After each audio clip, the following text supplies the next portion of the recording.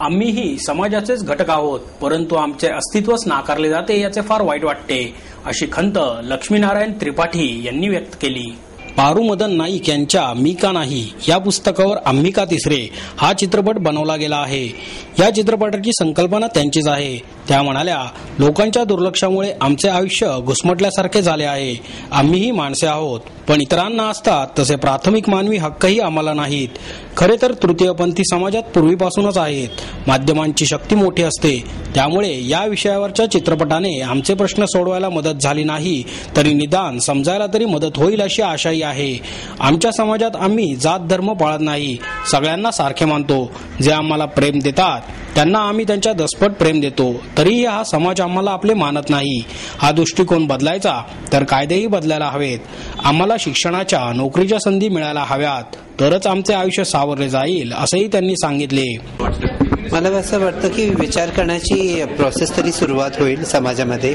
आणि सर्वात मोठी गोष्ट आहे की विचारधारा बदलायचं जे सुरुवात होते अशी चित्रपट किंवा TV मीडिया बरोबरच सुरुवात होते समाज बदलण्याची. आणि मला वाटतं आम्ही का तिसरे हे प्रश्न सर्वात मोठा आहे की आम्ही खरंच का तिसरे. कारण की समाजाने आम्हाला प्रेम किंवा लाड दिलं तर आम्ही ते समाजामध्ये भरपूर काही देऊन जाऊ शकतो. आणि अलकाताई आणि जे हे फिल्ममध्ये कलाकार आहेत हेच मांडायचा प्रयत्न केला आहे की आम्ही का तिसरे. या चित्रपटात काम करणारे 90% तृतीयपंथीच आहेत. त्यांच्या वेदना, त्यांचे प्रश्न मांडण्याचा प्रयत्न या चित्रपटात केल्याचे दिग्दर्शक रमेश मोरे यांनी सांगितले. ते म्हणाले, या समाजाच्या चालीरीती खूप वेगळ्या असतात, त्याही दाखवणे आम्हाला गरजेचे वाटले. सर्वसाधारण माणसाला तृतीयपंथीबद्दल जशी काहीशी भीती वाटते तशीच माझीही होती.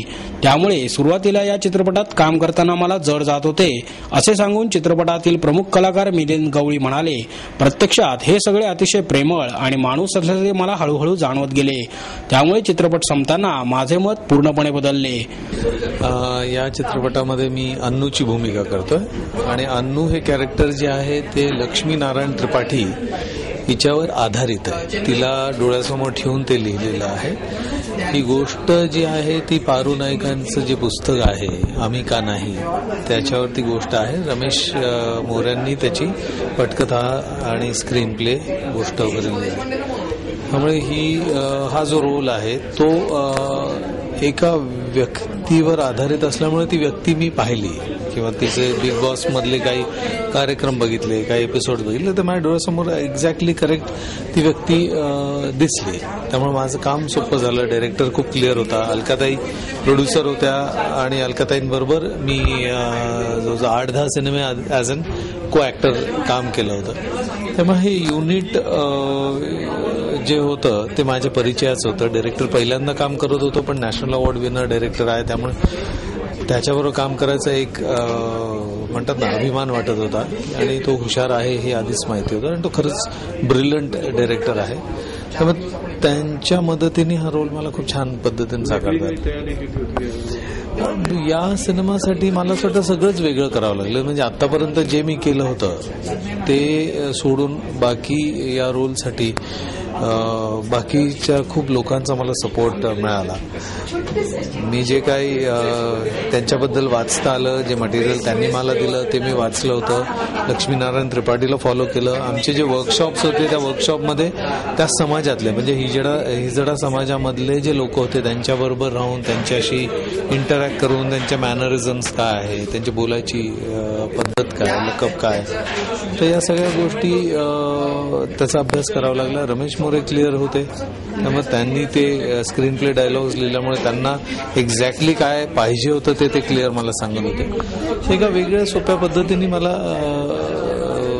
हा रोल करता आला जो खूप इफेक्टिव्ह झाला. हा चित्रपट करताना नफ्या तोट्याचा विचार कधीच केला नाही, असे निर्मात्या अलका कुबल यांनी सांगितले. त्या म्हणाल्या, माणुसकीच्या नात्यातून आम्ही हा चित्रपट केला. तो पाहून काही लोकांचे मत जरी बदलले तरी तो केल्याचे सार्थक होईल. हा चित्रपट 1 जूनला सर्वत्र प्रदर्शित होत आहे. आम्ही का तिसरे हे फिल्म मी आणि माझी बहीण शिल्पा मसूरकर आम्ही निर्मित केलेला चित्रपट पूर्णपणे तृतीयपंथी समाजावर आहे. हिजडा समाज. जेव्हा फिल्मवर लिहिलेलं एक पुस्तक ऐकलं, मी का नाही वाचलं, तेव्हा कुठेतरी एक मनातून हलून गेले की वाटलं एक मेंटल प्रोसेस सुरू झाली की आणि वाटायला लागलं की खरंच आपण माणूस म्हणून या लोकांशी कसे वागतोय. म्हणजे आपण एखाद्या घरातल्या अपंग मुलावर एवढं प्रेम करतो, मतिमंद मुलावर प्रेम करतो, त्याला ओव्हर प्रोटेक्ट करतो आणि एखादं कुत्रं मांजर जरी घरात असेल तरी आपण त्याला एवढं प्रेम देतो. पण ही तर माणसंच आहेत आणि त्यांचा आपण तिरस्कार करतो, घृणा करतो, त्यांच्याकडे पाहिलं की आपल्या कपाळावर एक आठी उमटते. तर असं वाटतं हे आपण किती चुकीचं वागतो या जगात. हे देव वगैरे कोणी पाहिलं नाही, पण मला असं वाटतं की माणुसकी असणं खूप गरजेचं आहे आणि तिथेच वाटलं की या सिनेमाची निर्मिती करावी. हिजडा समाजाविषयी लोकांमध्ये खूप संभ्रम आहेत की हे कसे जगतात, त्यांचं मरण कसं असतं. मीच जेव्हा लक्ष्मीनारायण त्रिपाठींना भेटले तर त्यांनी एवढं कोऑपरेट केलं आणि त्यांच्यामुळे हा सिनेमा अजून सुंदरतेने आम्ही प्रेझेंट करू शकलो.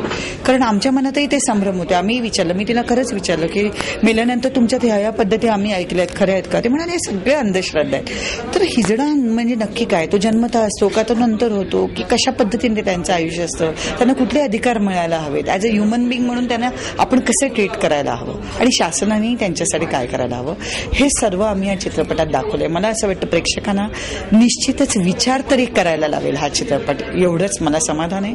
आणि 500 लोकांपैकी समजा 500 ऑडियन्स आपण धरला तर त्यातल्या 50 जणांची जरी मेंटॅलिटी बदलली तरी या सिनेमात आम्ही अचीव्ह केल्यासारखं मला वाटतं.